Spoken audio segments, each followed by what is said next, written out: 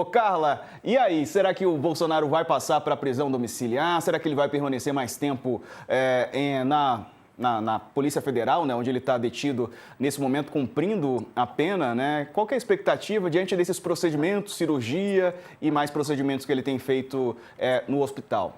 Bom dia para você. Bom dia, Diego. Bom dia, Ranilson. Bom dia a todos. Então, Diego, como o Matheus trouxe aí, de fato, desde o início, né, que começou a defesa do ex-presidente, tem pedido essa questão da prisão domiciliar humanitária e cita justamente essa questão de saúde. Acontece que agora ele está no meio, né, de procedimentos cirúrgicos, ou seja, sem previsão de alta hospitalar, e aí o melhor mesmo, neste momento, é aguardar. Agora, como você colocou, a família tem feito postagens, tem feito declarações, né? A primeira-dama Michele, os filhos do ex-presidente, principalmente o Carlos, né? Eles têm feito algumas postagens nesse sentido de mostrar um pouco da fragilidade do ex-presidente, reforçando um pouco essa necessidade de prisão domiciliar. O que acontece? A gente vai ter que aguardar. Ele está passando por alguns procedimentos, né, que visam, como o Matheus colocou aí, reduzir as crises de soluço e evitar novos problemas ali digestivo nessa área que o ex-presidente já tem vários problemas desde a facada de 2018. E aí agora é esperar. A gente tem que esperar essa previsão de alta e ver como é que vão se manifestar os advogados. Existia, viu, Diego, uma expectativa logo que o ex-presidente foi preso, né? Na verdade, quando ele tentou romper a tornozeleira eletrônica, há poucos dias ali do trânsito em julgado da sentença, né? Mas se dizia muito aqui em Brasília que havia uma expectativa de, olha, para onde, né? Quando a gente ainda não sabia exatamente para onde ele iria cumprir a pena, né? Agora a gente sabe, foi determinada a superintendência da Polícia Federal no que a gente contou aqui, uma jurisprudência de Lula, né? Do ex-presidente, mantendo mais ou menos ali o mesmo padrão. Só que lá atrás se falava muito, olha, o Alexandre de Moraes vai fazer uma coisa que jurisprudência Collor também. Vai deixar ali 2 dias na cadeia e vai mandar para prisão domiciliar. Até agora não é isso que aconteceu. O ministro Alexandre de Moraes, nesses pedidos feitos pelos advogados pela prisão domiciliar humanitária, ele foi negando, né, e foi mostrando que o ex-presidente tem todo o acompanhamento médico na Polícia Federal, tem médicos 24 horas, e como o Matheus também colocou, o Alexandre de Moraes tem colocado os próprios médicos da Polícia Federal também para periciar o estado de saúde do ex-presidente, mas também mostrando que não falta assistência a Jair Bolsonaro.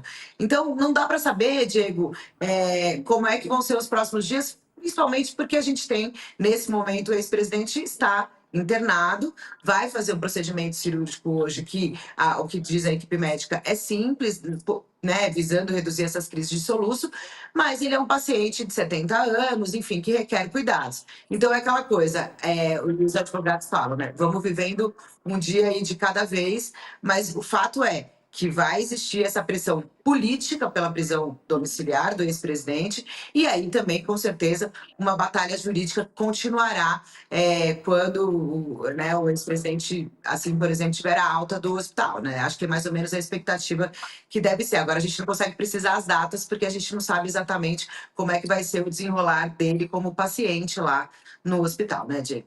Exato. A gente tem aqui um tweet, uma mensagem do vereador afastado, né? O filho Carlos Bolsonaro, filho do ex-presidente Jair Bolsonaro, diz que ele teve um novo pico de pressão no início da madrugada. Foi de muita preocupação ao acompanhar meu pai, diz ele. A pressão arterial estava altíssima e, mais uma vez, os médicos precisaram intervir para controlar o quadro e avaliar a possibilidade de uma nova cirurgia hoje para tentar cessar os soluços. Também foi iniciado o tratamento para a apneia do sono. São muitos desafios somados e todos sabemos que sem acompanhamento médico constante e cuidados rigorosos, a saúde dele, a vida dele, diz o Carlos, fica seriamente ameaçada. Seguimos com fé, esperança e orações para que tudo ocorra bem, escreveu o Carlos Bolsonaro. Ronilson, a questão é que, é claro, né, a saúde do ex-presidente Jair Bolsonaro tem que ser avaliada. É uma questão mais médica, né, do que política ou qualquer outra coisa, né? Se os médicos indicarem que há essa necessidade, cabe à justiça autorizar a prisão domiciliar, né? Enquanto isso, assim como os demais presos, ele segue cumprindo pena, né? Bom dia para você. Bom dia, Diego. Bom dia, Carla. Bom, a Carla falou da verdadeira batalha jurídica, eu acrescentaria isso aí mesmo, uma batalha política que, inevitavelmente, acaba acontecendo. Eu acho que não tem muito que questão muito objetiva, né? É uma questão até, eu acho, técnica o bastante. É realmente avaliar diariamente a sua condição física, a sua saúde. Eu acho que o ministro Alexandre de Moraes está correto em ter os profissionais de saúde que possam fazer essa perícia mais precisa e ter uma segunda opinião, né, em termos da avaliação de saúde. Acho que isso faz sentido.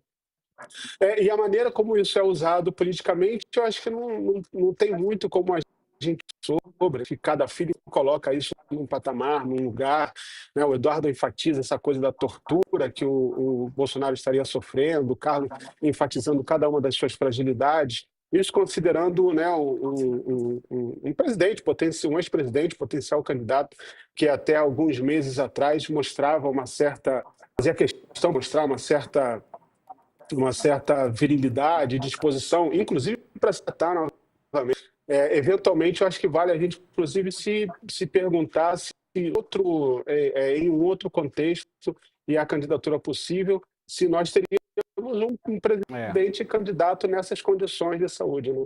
Verdade. Ronilson, a gente está com um probleminha na sua conexão, a gente vai reconectar para melhorar a qualidade, mas deu para entender aí o recado do Ronilson Pacheco. E é o seguinte, vou mudar a pauta. O senador Flávio Bolsonaro ouviu do pai que a candidatura presidencial dele, do Flávio, já deu certo.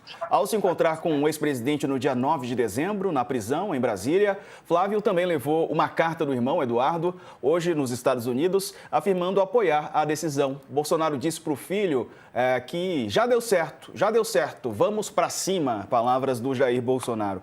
Bom, já deu certo a candidatura, como é que está isso, Carla? Houve uma forte reação no mercado, né? O pessoal queria o Tarcísio de Freitas, ainda quer o Tarcísio, a candidatura do Flávio está se consolidando, a gente pode dizer isso? Então, Diego, tá se consolidando porque o que acontecia? E muitos caciques políticos falavam, né? Precisa chegar e virar a página de 2025, chegando em 2026 com um nome. A questão é que o nome do Flávio não agrada a todos esses caciques do Centrão. E aí acabou criando ali alguns rachas na direita, enfraquecendo. E, na verdade, se a gente juntar a atuação dos filhos do ex-presidente, né, pensando no capital político que Jair Bolsonaro passa na eleição do ano que vem, né, já que ele está inelegível e cumprindo pena. Então, a gente tinha lá atrás, olha, o Bolsonaro é muito forte, os caciques políticos importantes, dos importantes partidos políticos diziam, não, ninguém consegue chegar ao Planalto sem o apoio de Bolsonaro. O ano está chegando ao fim e esse apoio do Bolsonaro acabou sendo o apoio à família, ao sobrenome Bolsonaro. A escolha de Flávio, aí, na semana passada, né, sacramentada também por uma carta que o próprio filho do ex-presidente leu ali na porta do hospital, reiterando a candidatura dele, vai ter que fazer essas peças do xadrez se arrumarem. A questão é que a visão do peso desses filhos do Jair Bolsonaro, por exemplo, o governo, o que o governo, o entorno do presidente Lula? Então, o presidente Lula, ao longo do ano, foi falando aí que Eduardo Bolsonaro, tem uma coluna da Letícia Casado hoje mostrando aí que ele amplia esse racha na direita por todas as ações que ele fez ao longo do ano.